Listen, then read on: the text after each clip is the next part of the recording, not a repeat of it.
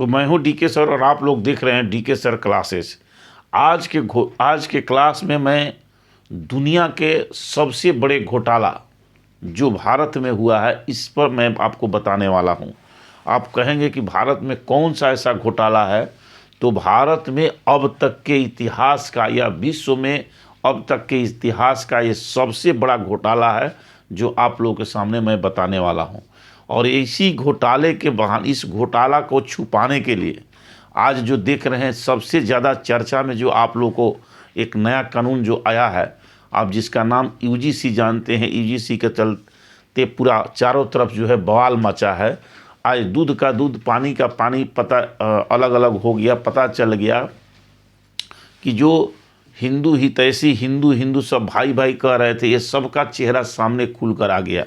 तो आज इसी पर हम लोग चर्चा करेंगे कि कौन सा दुनिया का सबसे बड़ा घोटाला जो भारत में हुआ है, जिसने न जाने कितने करोड़, कितने अरबों 100 करोड़ रुपया का एक घोटाला है। इसको कहा ही नहीं जा सकता, इसका आकलन ही नहीं है कि कितना बड़ा घोटाला है।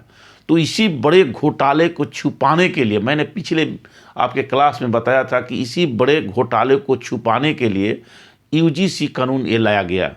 और मैंने उसी दिन कह दिया था कि यूजीसी कानून जो है ये टिकने वाला नहीं है। यूजीसी कानून निश्चित है कि इस पर कहीं ना कहीं जा कर के सुप्रीम कोर्ट या तो रोक लगा देगी या सरकार यू टर्न हो जाएगी। निश्चित रूप से मैंने कहा था कि ये समाज में सिर्फ और सिर्फ उस बड़े घोटाले को छुपाने के लिए यही कानून लाया गया है। और आज यह साबित हो गया, जैसा कि आप जानते हैं कि आज इस कानून को सुप्रीम कोर्ट ने इसको रोक लगा दिया है। आप हाँ सही सुन रहे हैं, यह बात 100% सत्य है। मीडिया रिपोर्ट के अनुसार ये पता चला है कि आज इस कानून पर यूजीसी जो कानून आया था, ये इतना सुंदर कानून था, समाज में समानता भाईचारा स्थापित करने के लिए, सबको एक जोड़ करके एक साथ लाने के लिए। क्योंकि देखिए कानून का डर ही ऐसा डर होता है ना, जिसके चलते समाज के लोग एक दूसरे के पटरी पर आते हैं। अब जैसे कि देखिए रोड पर चलने के कानून है कि आप रोड पर चलते हैं तो भाई आपको बाएं साइड चलना है, उधर से जो आने वाले लोग हैं या गाड़ियां हैं वो अपने बाएं साइड चलेगी। तो देखिए इस नियम के द्वारा सभी लोग अपने अपने जगह पर चलते हैं, कोई किसी से द्वेष नहीं करता है। गलतियां तो होती है, हर कानून का उल्लंघन होता है, लेकिन वो नियम बन गया जिसके चलते सभी लोग उस रास्ते पर चल रहे हैं। अगर यह भी कानून सचमुच में रह जाएगा तो निश्चित रूप से हमारे बीच में भाईचारा संबंध स्थापित होगा, क्योंकि ये कानून का डर हो जाता है। और नहीं कानून का डर होगा तो समझिए कि क्या होगा। ऐसे देखिए जितने भी कानून होता है, कुछ लोगों का दलील है कि इस कानून से जो है समाज में और जो है वैमनस्य फैलेगा या भाईचारा बिगड़ेगा, ऐसा कुछ होगा। ऐसा नहीं है, क्योंकि समाज में जब कानून का डर होता है ना, तभी लोग डरते हैं, तभी लोग सही रास्ते पर जाते हैं। अगर चोर के खिलाफ कोई कानून बनेगा तो निश्चित रूप से चोर डरेगा। अगर चोर के खिलाफ कानून नहीं रहेगा तो सोचिए कि उसको डर ही नहीं बनेगा। तो इस तरह से ये जो कानून आया था, ये समाज में एक तरह के डर लाने के लिए, समाज को एक जुट करने के लिए ये आया था। लेकिन कुछ लोगों ने इसको गलत प्रोपेगेंडा फैला करके इस कानून को विरोध कर रहे हैं और उसी के बहाने जो है सबसे बड़ा घोटाला को छुपाया जा रहा है। तो चलिए मैं इसी पर चर्चा कर रहा हूं, क्या यूजीसी के बहाने सबसे बड़ा घोटाला को छुपाया जा रहा है? कौन सा बड़ा घोटाला है जो आज आपके सामने मैं खुलासा करने वाला हूं? तो देखिए ये सबसे जो बड़ा घोटाला है ना, ये जाति जनगणना का घोटाला है। और इसी जाति जनगणना के इस बड़े घोटाले को छुपाने के लिए ये समझिए कि यूजीसी कानून एक तरह से लाया गया है। और यूजीसी कानून पर ये जानबूझ करके सभी लोग जानते थे कि यह यूजीसी कानून जो है, इसको अगर लाया जाएगा तो निश्चित रूप से इस पर बवाल होगा। बवाल होने के बाद निश्चित रूप से है जो जाति आधारित जाति जनगणना है, इस घोटाले को कहीं ना कहीं छुपाया जा सकता है।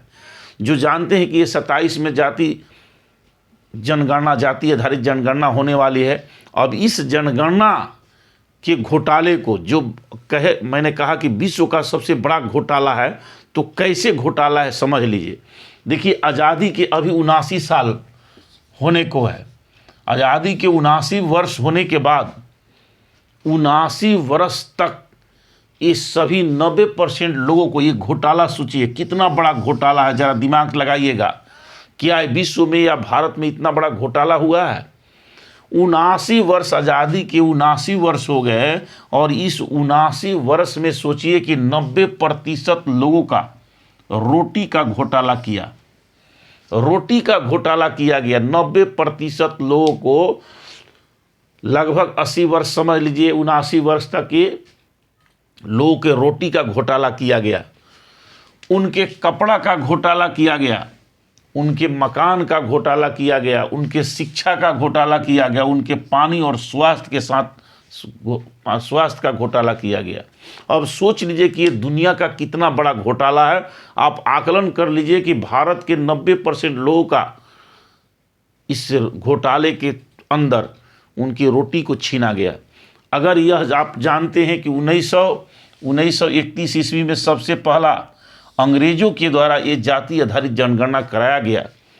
अगर भारत में आज़ादी होने के बाद, भारत 15 अगस्त 1947 में अगर आज़ाद हुआ, अगर उस आज़ादी के साथ ही अगर ये जाति जनगणना हो गया रहता और यह पता चल जाता कि किस जाति की कितनी जनसंख्या है, एससी के कितनी है, एसटी के कितनी है, ओबीसी के कितनी है, और उस अनुसार अगर उनको रोटी के व्यवस्था की जाती, उनको कपड़ा की व्यवस्था की जाती, उनको नौकरी की व्यवस्था की जाती, उनके रोजगार की व्यवस्था की जाती, उनकी स्वास्थ्य की व्यवस्था की जाती, तो सोचिए कि आज भारत की स्थिति कहाँ होती। अगर इसको न करा करके इतना बड़ा घोटाला किया गया, इतना बड़ा घोटाला किया गया, तो सोचिए कि ये विश्व के सबसे बड़ा घोटाला है। भारत का ही नहीं बल्कि विश्व का सबसे बड़ा घोटाला है। सोचिए, आप सोच कर देखिएगा कि कितने अरबों खरब का घोटाला है। तो चलिए देखिए, अब जैसा कि आप जान पा रहे हैं कि यूजीसी के द्वारा इसको कैसे, अभी आप लोग को जानते हैं कि यह जो है आज दिनांक 29/1/2026 को मीडिया रिपोर्ट के अनुसार यह बात के पता चला है कि जो यह कानून आया है, यूजीसी जो कानून आया है, इस पर सुप्रीम कोर्ट ने 19 मार्च तक के लिए रोक लगा दिया है। तो निश्चित रूप से समझ लीजिए कि ये बहुत हमारे भारत के लिए बहुत बड़ा दुर्भाग्य है। इसको मैं कहूँगा क्योंकि मैंने पहले ही आप लोगों को क्लास में बता दिया था कि यूजीसी कानून जो है हमारे समाज में बहुत बड़ी समानता लाने वाला था, समाज को सुधारने वाला था, सबके हक अधिकार की बात करने वाला था, एससी एसटी ओबीसी के सबको कॉलेजों में, यूनिवर्सिटी में सबको साझेदारी करने वाला था, उनके बीच भेदभाव को ख़त्म करके भाईचारा स्थापित करने वाला था।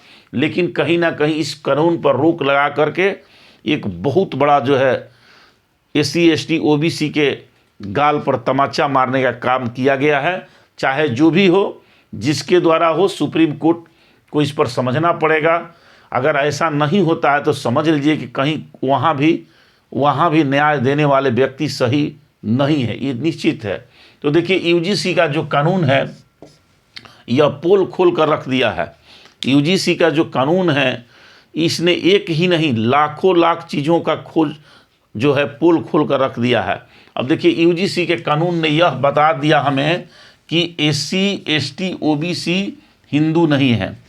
अब कहिएगा क्यों नहीं है? क्योंकि अगर एससी एसटी ओबीसी हिंदू रहते तो आज इनके जिनकी जनसंख्या 90% है, अगर इनके भलाई के लिए कोई कानून आया और इस पर अगर समझिए कि इतने बवाल मच गया, मात्र 10% लोगों के द्वारा इतना बवाल किया गया या उसको रोकवा दिया गया या कहिए सुप्रीम कोर्ट रोक दिया, तो समझ लीजिए कि भारत के 90% जनता के साथ कितना अन्याय हुआ है। और इस साबित कर दिया कि एससी एसटी ओबीसी के जो लोग हैं यह सिर्फ उस समय हिंदू बनते हैं जब इनसे वोट लेना होता है, जब इनको किसी के साथ लड़ाना होता है तो ये हिंदू हैं, बाकी समय ये हिंदू नहीं है। तो यह यूजीसी कानून जो है इसका भी आज पोल खोल कर रख दिया कि यह जो है सिर्फ वोट लेने के लिए हिंदू है, बाकी समय पर इनको हिंदू नहीं माना जाएगा। यह बात साबित हो गई।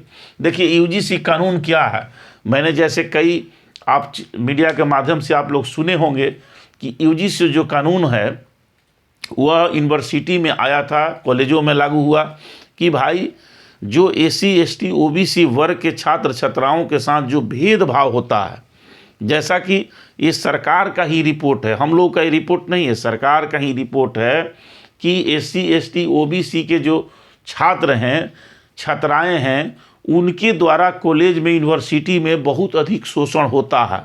सरकार ने स्वीकार किया है और पिछले 5 साल के जो रिपोर्ट आया है उसमें यह बात प्रमाणित हो गई है कि 118% जो है तेज़ी से यह जो शोषण की घटनाएं हैं वो बढ़ रही है।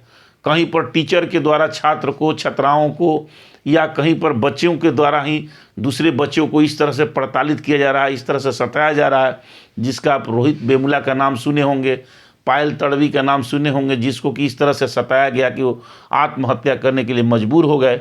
आज हजारों हजार इस तरह के केस प्रतिदिन आ रहे हैं।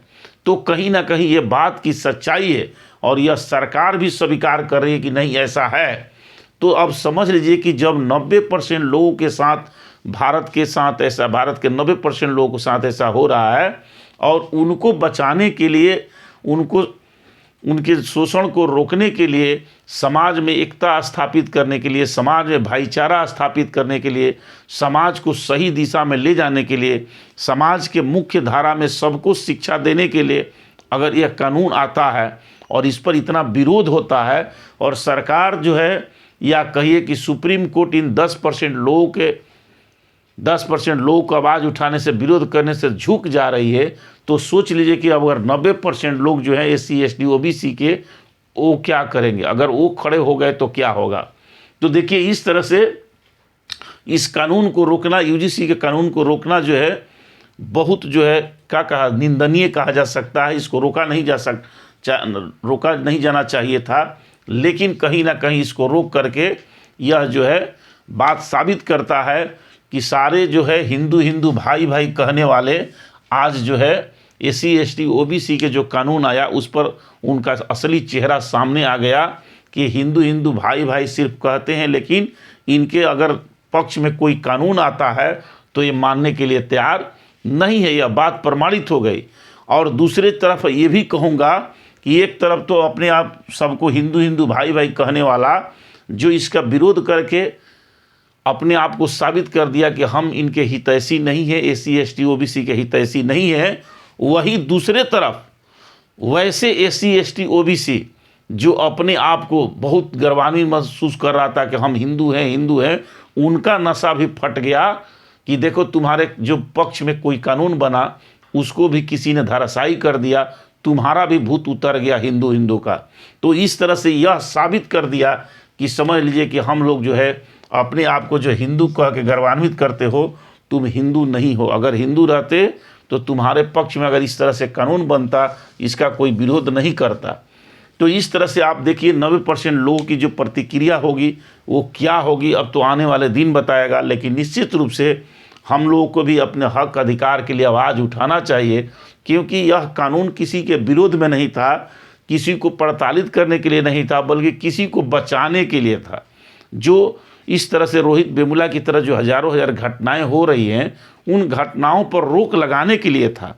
अगर चोरी के खिलाफ अगर कोई कानून बने, अब चोर रोने लगे कि भाई हमारा साथ अन्याय होगा, तो बताइए कैसे होगा? अरे भाई, तुम चोरी करोगे तो तुम्हारे साथ गलत होगा ही, तुम चोरी करना छोड़ दो, तुम्हारे साथ गलत नहीं होगा।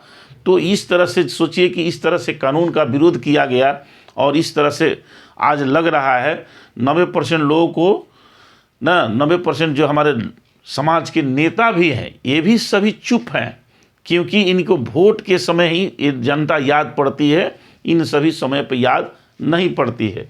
तो इस तरह से देखिए 10 दिन में एक और चीज़ आप देख रहे हैं सोशल मीडिया के माध्यम से कि हमारे 10 दिन में हिंदू हृदय सम्राट, जिसको कहा जा रहा था कि भाई हिंदुओं के हृदय सम्राट हैं ना, विश्व गुरु हैं, उनका भी पता चल गया कि आप कौन हैं भाई।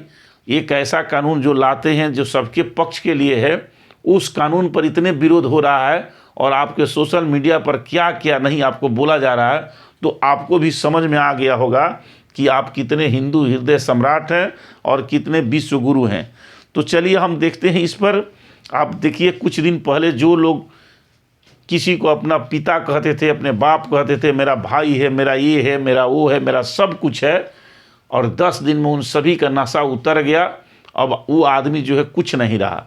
तो इस तरह से सोचिए कि जो मैंने कहा था कि UGC के बहाने जाति जनगणना का जो महा घोटाला है, जो लगभग 80 वर्ष से हमारे हक अधिकार को खा रहा है, रोटी कपड़ा मकान, हमारे शिक्षा स्वास्थ्य सबको घोटाला करके खा रहा है, अगर ये सच्चाई सामने आ जाएगी तो समझिए कि सबका पोल खुल जाएगा।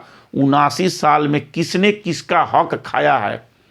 अगर सच में आरक्षण का रोना रोते हैं लोग कि आरक्षण से ऐसे हो गया वैसे हो गया, तो तुम्हारा देख लो कि आरक्षण जो इतना दिनों से मिला वो साबित कर देगा, जाति आधारित जनगणना साबित कर देगा कि आखिर इतने सालों में आरक्षण जो चिल्ला रहे हो तो आदमी कितना आगे बढ़ा है। जांच करके देख लो, मूल्यांकन करके देख लो, तो निश्चित रूप से समझ लीजिए कि इसी चीज़ को छुपाने के लिए यूजीसी लाया गया, इस पर विवाद किया गया, फिर इस पर रोक लगा दिया गया। तो आप लोग भी इस पर प्रतिक्रिया दीजिएगा कि आप लोग क्या कहना चाहते हैं, इस पर क्या सही है क्या गलत है। आप लोग भी निर्णय कीजिए, जानिए परखिए और निश्चित रूप से अपने हक अधिकार के लिए आवाज़ उठाइए। अगर आज नहीं आवाज़ उठाएंगे तो कल के डेट में आपकी भी आने वाली पीढ़ियाँ गूंगी बहरी और अंधी हो जाएगी। तो चलिए, बहुत बहुत धन्यवाद। क्या इस पर सोच है आपका, कमेंट में ज़रूर बताइएगा। धन्यवाद।